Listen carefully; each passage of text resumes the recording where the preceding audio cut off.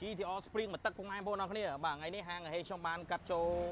GTO Spring មកទឹកបាទខ្ចីបាទមើលគីឡូរបស់គេបាទតែប្រើប្រាស់បាន545គីឡូឯងបាទគីឡូទីណាបាទអត់មានសេរីទេបាទម៉ូតូនេះខ្ចីមែនតើបាទឆ្នាំផលិត025ផ្លាកលេខភ្នំពេញបាទសោ2គ្រាប់បាទនៅខ្ចីម៉ូតូនេះបាទម្ចាស់គាត់អត់ជិះបាទគាត់យកមកវាយដូរវិញបាទគាត់យកមកវាយដូរអសង026វិញបាទគាត់អត់ដែរជិះទេម៉ូតូខ្ចីបាទខ្មៅសាទីនបាទហើយតម្លៃយើងលក់ជូនត្រឹមតែ1480ទេ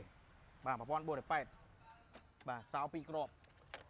Smart Key 2គ្រាប់បាទអញ្ចឹងទិញមួយគ្រឿងនេះចំណេញបាទតែ500គីឡូឯម៉ូតូខ្ចីដូចកេះអញ្ចឹង1480អញ្ចឹងមកមុនបានមុនពុកម៉ែបងប្អូនណាមកមុនបានមុនហើយបានពណ៌ខ្មៅសាទីនទៀតផ្លាកលេខពេញបាទឬក៏ពុកម៉ែបងប្អូនចង់បានថ្មីកេះក៏យើងមានដែរណាបាទថ្មីកេះពណ៌ប្រផេះបាទថ្មីកេះ026ពណ៌ប្រផេះ1680បាទហើយនឹងខ្មៅសាទីនបាទហើយពណ៌សហើយនឹងពណ៌គ្រីមបៃដកកូ